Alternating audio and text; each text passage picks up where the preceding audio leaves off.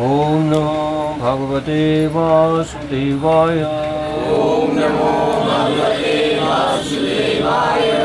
ओम नमो भगवते वासुदेवाय। ओम नमो भगवते वासुदेवाय। ओम नमो भगवते वासुदेवाय। ओम नमो भगवते वासुदेवाय। नारायणं नमस्कृतं नारायणं नमस्कृतं नरं चैव नरोत्तमं नरं चैव नरोत्तमं देवीं सरस्वतीं व्यासं देवीं सरस्वतीं व्यासं ततो च मुदीर्ये ततो जयमुदीर्ये नष्टप्रायेषु भद्रेषु नष्टप्रायेषु अभद्रेषु नित्यं भागवत सेवया नित्यं भागवत सेवया भगवती उत्तम श्लोके भगवती उत्तम श्लोके भक्तिर्भवति नैष्ठिकी भक्तिर्भवति नैष्ठिकी।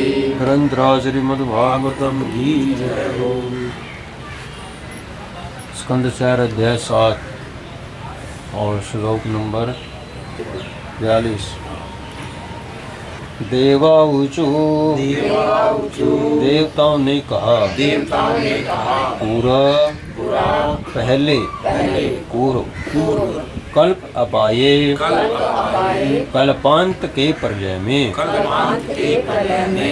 सवकृतम आत्म परसोत उदरीकृत उदरस्थ करके विकृतम प्रभाव त्वम आपको एव निश्चय आदि तस्मिन उनमें सलीले जल में उरग इंद्र शेष पर अधिशयने शय्या पर पुमान पुरुष शेषे शयन करते हुए सिद्धई मुक्त आत्माओं यथा सनकादि द्वारा हृदय में विमर्शित ध्यान किया गया। अध्यात्म पदवी दार्शनिक चिंतन का मार्ग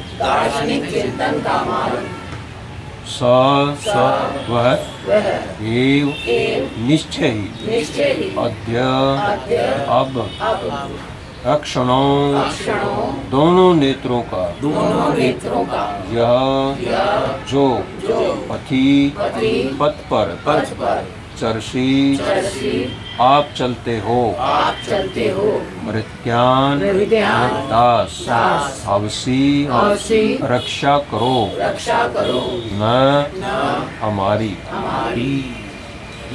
अनुवाद तो शिला प्रपाद और शिला प्रपाद की। देवताओं ने कहा, हे भगवान, पूर्व में जब प्रलय हुआ था तब आपने भौतिक जगत की विभिन्न शक्तियों को संरक्षित कर लिया था। उस समय ऊर्ध्व लोकों के सभी निवासी, जिनमें सनक जैसे मुक्तात्मा जीव भी थे, दार्शनिक चिंतन द्वारा आपका ध्यान कर रहे थे।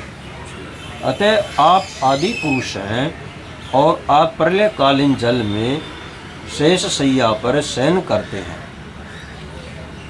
अब आज आप हमें दृष्टि गोचर हुए हैं।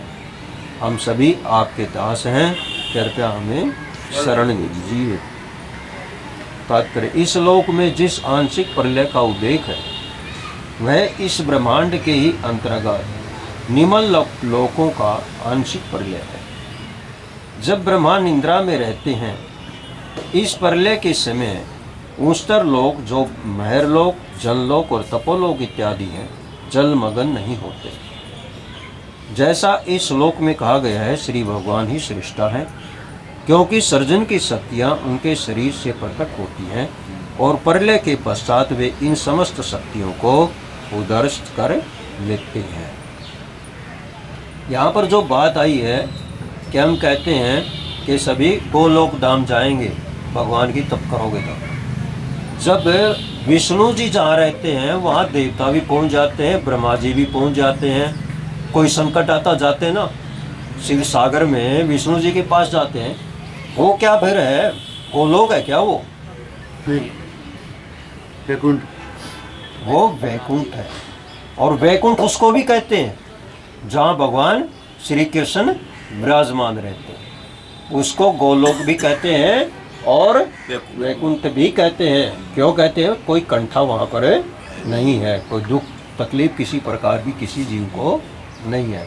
लेकिन ये जो लोक है जहाँ विष्णु जी रहते हैं, इनका अलग हिसाब किताब है कि मतलब देवता जो जाते हैं सृष्टि में कहीं भी किसी प्रकार की कोई इनके पास विघ्न संकट आता है तो ये कहाँ पहुँच जाते हैं, विष्णु जी के पास पहुँचते हैं, नारायण जी के पास, विष्णु जी के पास पहुँचते हैं अपनी समस्याओं को लेके। जिस प्रकार इस पृथ्वी लोक में किसी प्रकार की किसी मंत्री को समस्या होती है तो कहाँ जाते हैं वो, हाँ वहाँ मतलब प्रधानमंत्री और राष्ट्रपति जहाँ पर बैठे होते हैं उनके पास समस्या लेकर जाते हैं, अपनी मीटिंग होती है वहाँ पर। इसी प्रकार देवताओं की मीटिंग होती है और फिर जाते हैं विष्णु जी के पास। तो ये सेम हिसाब किताब चलता है पृथ्वी पर भी, शास्त्रों के अनुसार ही चलाते हैं। लेकिन जैसे अब प्रलय हुई है नेपाल के अंदर, उन्होंने क्या किया है, शास्त्रों के विरुद्ध गए हैं। एक एक नेता के घर में कई कई करोड़ रुपया इतना पैसा मिला है और वो सारा फूक दिया, जल गया वो सब। कल जैसे टीवी में दिखा रहे थे कि वो सारा पैसा उन्हें अपनी जान बचानी मुश्किल हो रही थी, उनके घरों जब जाड़ दी, मार मार नदी में उनके घर सारे जला दिए। और जो पैसा वहां निकला तभी तो वहां पर संकट पैदा हुआ कि इनके घर भरे हुए और पब्लिक भूखी मर रही है। तो ये क्या प्रलय तो है, महंगाई बहुत होगी, तो इतना हिसाब किताब बना दिया वहां पर है कि सिर्फ नेता किसी की सुनते ही नहीं थे। जब वो किसी की सुनने की समस्या हल नहीं कर रहे तो पब्लिक को फिर गुस्सा आया कि पैसे भी खा रहे हैं और हमारे को किसी प्रकार का कोई कार्य भी नहीं हो रहा है। तो इस प्रकार यह संकट पैदा हुआ है। लेकिन जब यहाँ पर जो श्लोक में बात बताई है कि छोटी मोटी समस्या जो भी आती है तो वो आपस में क्या करते हैं, सलाह मशवरा करके विष्णु जी के पास जाते हैं और उसके बाद ये सारी समस्याएं हल होती हैं। इस श्लोक में देवताओं द्वारा कही गई दूसरी महत्वपूर्ण बात यह है कि हम सभी आपके दास भृत्यान हैं, हमें संरक्षण दीजिए। देवता अपनी रक्षा के लिए भगवान श्री विष्णु पर आश्रित रहते हैं क्योंकि वे स्वतंत्र नहीं हैं, वो भी स्वतंत्र नहीं हैं, उन्हें भी किसी के अधीन कार्य करना पड़ता है। अतः श्रीमद् भगवद गीता देवताओं की पूजा की भर्त्सना करती है। भगवद गीता में तो हर जगह आता है कि देवताओं की पूजा करने की जरूरत नहीं, भगवान श्री कृष्ण की ही मुख्य पूजा करो। अतः श्रीमद् भगवद गीता देवताओं की पूजा की भर्त्सना करती है क्योंकि इसकी कोई आवश्यकता नहीं है और स्पष्ट है कहा गया है कि जिनकी मति मारी गई है, जिनकी बुद्धि मारी गई है, वे ही देवताओं के शरण में जाते हैं, अनुग्रह की कामना करते हैं। सामान्य रूप से यदि किसी की कोई भौतिक इच्छा है तो उसकी पूर्ति के लिए वह अन्य देवताओं के पास न जाकर भगवान श्री विष्णु से याचना कर सकता है। और याचना करने की भी जरूरत नहीं है, भगवद गीता में आगे भी बता दिया है कि किसी प्रकार की याचना करने की जरूरत नहीं है। भगवान को पता है कि मेरे दास को किस चीज़ की आवश्यकता है, भगत को किस चीज़ की आवश्यकता है और क्या इसकी आवश्यकता पूरी कैसे की जाए और जो चीज़ है इसके पास उसकी रक्षा कैसे की जाए, वो सब भगवान को पता है। वे देवताओं को पूजते हैं, वे अधिक बुद्धिमान नहीं हैं। इसके साथ साथ देवता कह रहे हैं हम आपके नित्य दास हैं। अतः जो श्री भगवान के दास या भक्त हैं वे इस काम कर्मों से यथा यज्ञ संपन्न करने से या मानसिक चिंतन से अधिक वास्ता नहीं रखते। वे सहज भाव से निष्ठापूर्वक श्री भगवान की सेवा करते हैं और हर कार्य अत्यंत प्रेम तथा श्रद्धा से करते हैं। अतः श्री भगवान ऐसे भक्तों की प्रत्यक्ष संरक्षण प्रदान करते हैं, भगवान स्वयं करते हैं ये कार्य। बात गीता में भी कई जगह श्लोकों में आया है। मुख्य श्लोक तो है 9वें अध्याय का 23वां, जिसके अंदर सारी विवेचना ये दी गई है। श्री मद भगवत गीता में भगवान श्री कृष्ण कहते हैं, मेरी शरण में आओ और मैं समस्त पाप कर्मों के बंधनों से तुम्हारी रक्षा करूंगा। ये श्लोक भगवत गीता में सिर्फ एक ही है जो 2 बार आया। इस भौतिक जगत का सर्जन ही ऐसे हुआ है कि हर एक को जाने तथा अनजाने पाप कर्म करने पड़ते हैं, और जब तक वह भगवान श्री विष्णु को अपना जीवन समर्पित नहीं कर देता, उसे समस्त पाप कर्मों के फल सहने पड़ते हैं। किंतु जो श्री भगवान को आत्मसमर्पण करके अपना जीवन उनकी सेवा में लगा देता है, उसकी वे प्रत्यक्ष रक्षा करते हैं। उसे न तो पाप कर्मों के फल का डर रह जाता है और न ही उसे जाने अथवा अनजाने किसी ऐसे कर्म को करने की इच्छा होती है जो पापमय हो। तो जब देवता ही मतलब है भगवान विष्णु के पास जाते हैं किसी चीज़ की इच्छा के लिए, तो फिर मनुष्य को वो क्या देंगे? वो स्वयं नहीं देते मनुष्य को, वो भी याचना करते हैं भगवान से, और भगवान से लेकर के तब आपको वो देते हैं। डायरेक्ट रूप में कभी भी नहीं देंगे। अगर किसी देवता की आप पूजा कर रहे हो, वो डायरेक्ट रूप में कभी भी नहीं देते। वो सबसे पहले भगवान के पास याचना करते हैं, उनसे लेकर के फिर आपको देते हैं। गंधर्वा ऊंचू, गंधर्वों ने ऊंचू कहा, अंश अंशा, आपके शरीर के विभिन्न अंश, ते आपके देव हे भगवान, मरीचि आदय, मरीचि तथा अन्य ऋषिगण, कहते ये ब्रह्म इंद्र आद्या,